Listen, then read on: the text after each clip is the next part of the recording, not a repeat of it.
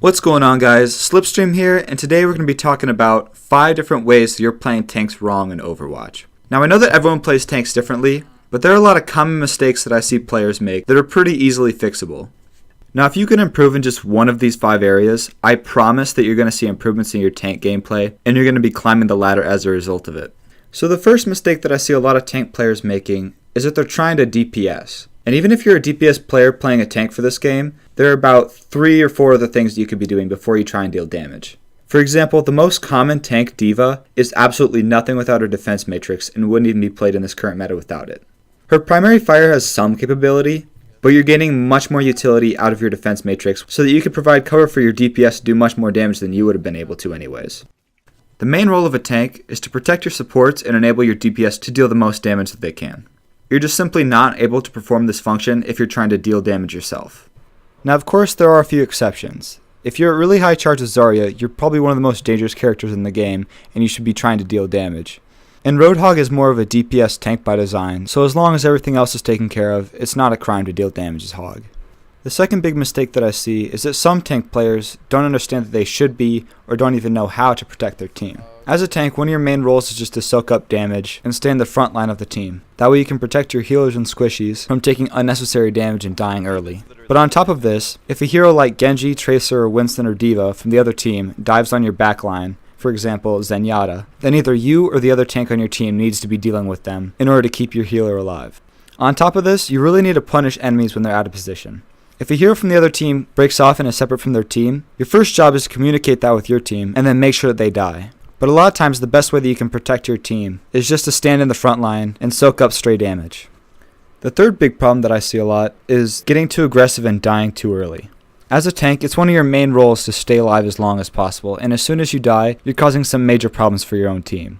First of all, tanks are the main source of ult charge for your supports. The longer you can stay alive, the more that you can guarantee your supports will be charging up their ultimates at a good pace. In addition to this, if you die off, your team is losing a secondary DPS source, and they're going to be taking way more damage without you. And if an enemy DPS ends up attacking one of your backline supports, without you there to protect them, they're most likely going to die, which on top of losing you, puts your team in a major disadvantage.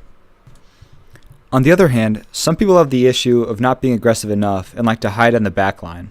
If you do this, yeah, you're going to be staying alive a lot longer, but you're not going to be performing your function. If you're not up front taking damage and you're hiding in the backline, your DPS and supports are going to take that damage instead of you, and they don't have nearly as big of a health pool as you do and aren't going to be able to live as much.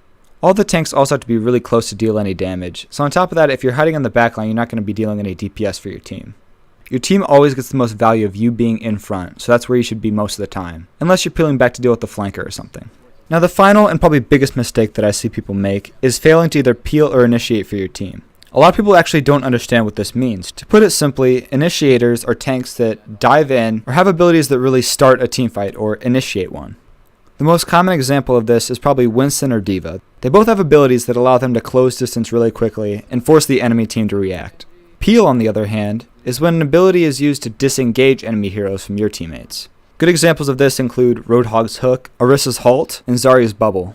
These 3 tanks only provide peel, while Reinhardt's somewhere in the middle as he can use his abilities to either peel or initiate for his team. It's worth noting that Winston and D.Va's abilities can also be used to peel for your team if you need to, and that's why they're so strong in the dive meta.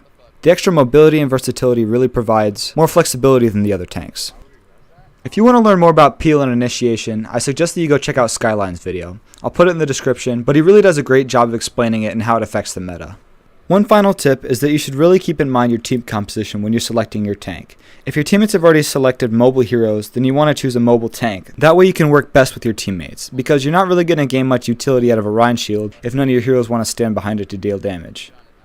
Now, on the other hand, if you're going to go Winston or D.Va, but one of the heroes on your team really benefits from having a shield like Torbjorn, then make that swap so that you can help the Torbjorn to do the best that he can.